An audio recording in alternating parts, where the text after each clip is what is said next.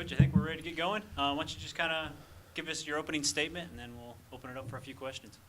After watching the game again, obviously video,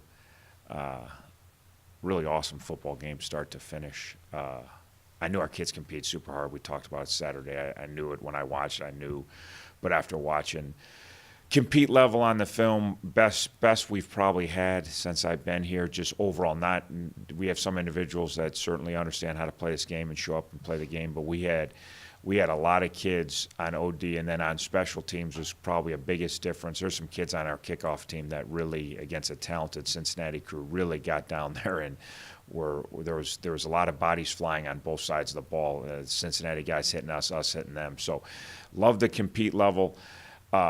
Loved our mental preparation. We had a great week of practice. I loved the fact that we were prepared to play 4 quarters. We were not afraid to be in a tight game in the fourth quarter. Our sidelines were great. Our kids talked about it all week. It's going to come down to one play. It's going to come down to one play. We're going to go toe-to-toe with these guys. We talked about all weeks. Our kids really bought in. They took ownership of it. They came ready to play. The flow of the game was just what we thought. We thought it'd be super choppy. We thought they're talented and they got playmakers on every position on their team, so they're going to make their plays, and we got to battle and make our plays right back. And it just kind of went back and forth like we thought. Got to the fourth quarter. I loved our demeanor. We were ready to win the game, and obviously Cincinnati executed, and we did. We have 2 critical mistakes that really hurt us. We got to protect the ball on 3rd and 15, 3rd and 13. It's part of our maturation of winning, but 3rd and 13 you can't get a sack, fumble, and the sack isn't even the issue. We can go, sack is fine. We punt the ball. We got them on a short field. We make them drive. We're up 20-17. Our defense does a great job and bows their neck and holds them to the field goal. And then when we don't get the first down the next time, our defense has a chance to get off the field on 3rd and 6, and we blow a guy in man coverage. We can cover a guy. We're in man coverage. They swing the ball to the back. It should be a dead play. All the tough cover jobs were down the field. We covered 4 guys down the field, blanketing them, and we got to the quarterback, and he flips it out to the back, and we have 1 guy not on a guy, and that extends a drive, and they go down and score. It ends up being the difference in the outcome of the game. Biggest takeaway for us is, again, the positive, and again, you can't dwell on positives when you're not winning games, but the positive is, again, our kids are gaining confidence as they continue to make plays. More and more kids played. We had a lot of attrition during the game.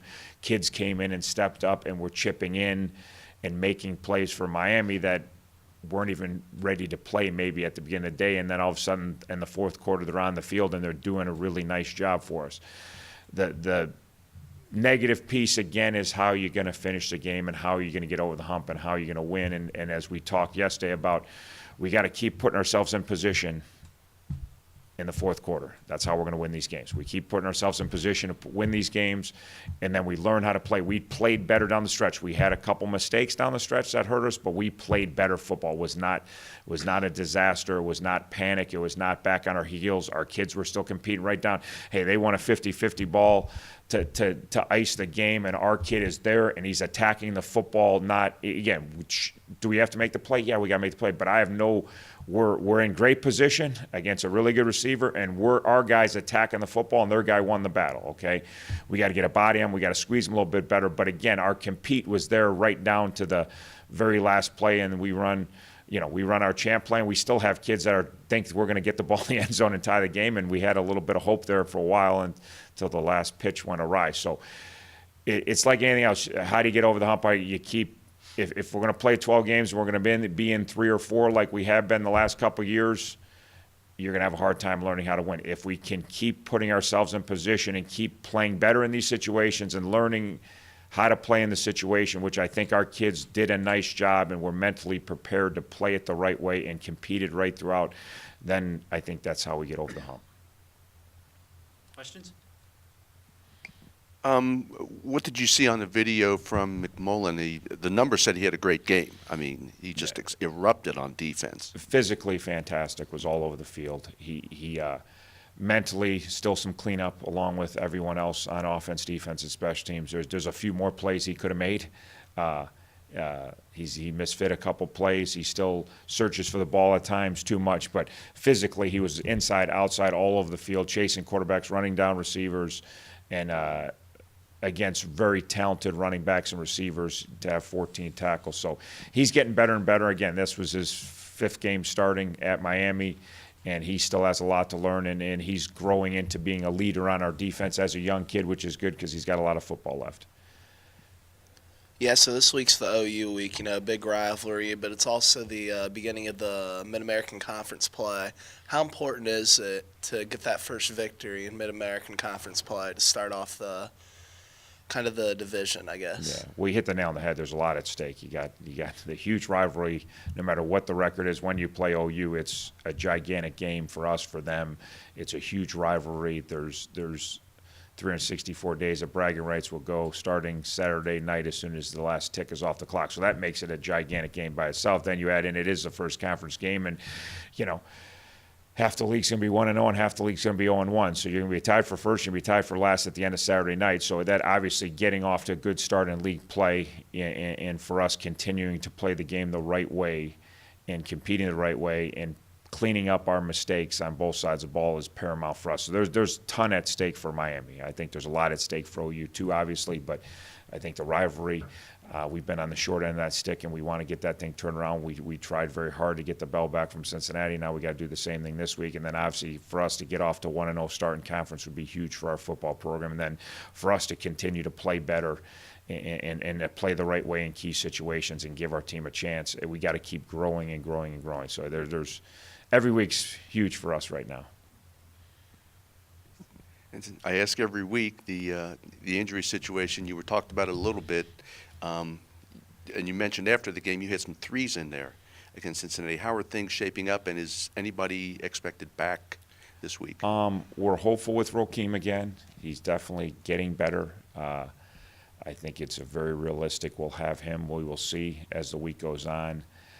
Too early to tell on all the guys from Saturday. They couldn't have played yesterday, but we still got 6 days. So talking about Koenig and Maurice Thomas and Darius Thompson and who else? Danny Godlewski. And so there's a bunch of guys. I think as the week goes on, we'll have a little better feel. But that was a hugely physical game, start to finish. So everybody that played's a little bit nicked up right now. So we'll be feeling better. We had a good day yesterday, and I think a lot of kids will be fine for Saturday. Anybody else got anything? What does Ohio show you on video? Strengths, weaknesses. What are you looking Defensively, their front seven is almost everybody's back. Six of the seven are back, and big and physical up front. Backers big and can really run. They've played a ton of football. They're always sound defensively. They're always very fundamentally sound, but they're even more sound because of the experience of they read run pass and get where they're supposed to get to in a hurry. If it's run, they're downhill and filling, and their D linemen are explosive off the ball. If it's pass, they're transitioning and getting after quarterbacks left and right, and the backers are in coverage. So, and they got one of their safeties back, so they got a very experienced group coming back.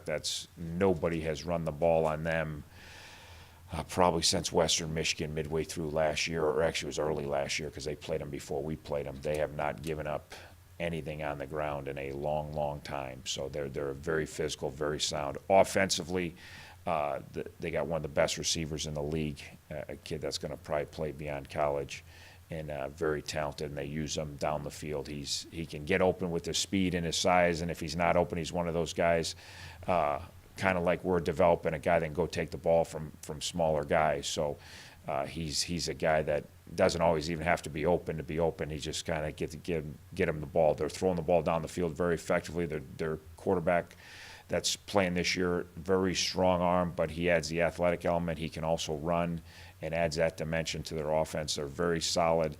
If they get run looks, they're going to run the ball. If they get good pass looks, they're going to throw the ball, and they take advantage of what you give them. So they're very good, very, very good football team. Probably should be 3-1. Lost a crazy opener. It was one crazy, crazy game where obviously they didn't make enough plays to win, but they outplayed the team that they played. So, but they're a really, really solid football team and got a good amount of experience, and they will fight for every inch. And like I always say, like when I got here, I want to play like OU plays. I want to play like Coach Solich teams plays. I've been saying that for 2 years. Like, I love the way they play. They play fast. They play aggressive. They play downhill. They make you earn every inch, and that's always been Coach Solich from back to his Nebraska days. They play football the right way, and anyone who knows me knows I love coaches and teams that play the game the right way. It doesn't matter high school, college, pro. If they're your arch rival, not your arch rival, I still like teams that play the game the right way, and that's why they've had, you know, very consistent success, because they play fundamentally sound every week. Everybody good? Coach, I think we're good.